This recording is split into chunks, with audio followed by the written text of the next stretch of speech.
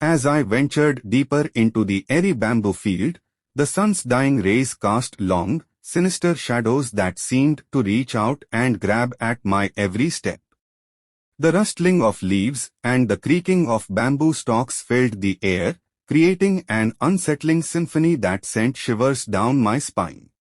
I had heard whispers from the locals about the strange occurrences in this secluded patch of bamboo, but I had always dismissed them as mere folklore. Now, I was beginning to question my skepticism. The bamboo forest seemed to stretch on endlessly in all directions, making it easy to lose my bearings.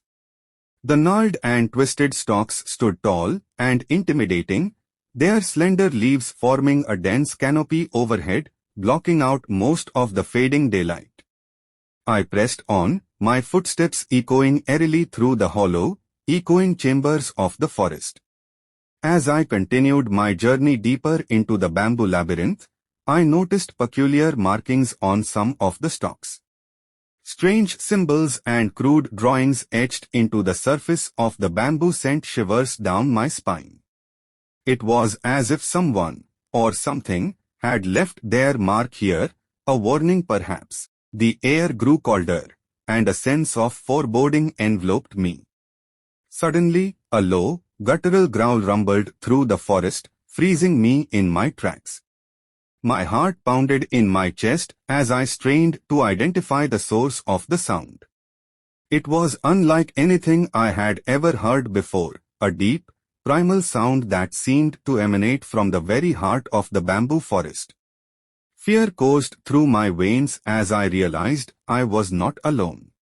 Shadows danced at the periphery of my vision, and I could sense a presence lurking just beyond my line of sight. Panic set in as I fumbled for my flashlight, the feeble beam revealing nothing but more bamboo and the eerie symbols etched upon them. I began to backtrack, retracing my steps in an attempt to escape this nightmare. But the forest seemed to conspire against me, shifting and changing as if to confuse and confound. Panic turned to terror as I realized I was hopelessly lost, trapped in this nightmarish maze of bamboo. Then, I saw it, a pair of malevolent, glowing eyes staring at me from the darkness. They seemed to hover in midair, unattached to any discernible form. My heart raced, and I could feel my pulse pounding in my temples.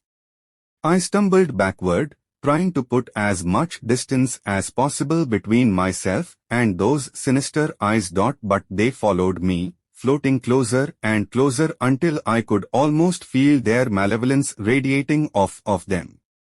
I screamed, my voice echoing through the bamboo forest, and I ran blindly, crashing through the twisted stalks, thorns and branches slashing at my skin. Finally, I burst out of the bamboo field, gasping for breath and covered in scratches and bruises.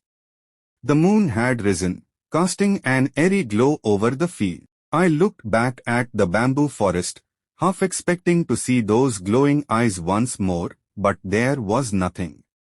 It was as if the forest had swallowed up its secrets, leaving me to wonder if I had truly encountered something otherworldly or if it had all been a product of my fevered imagination.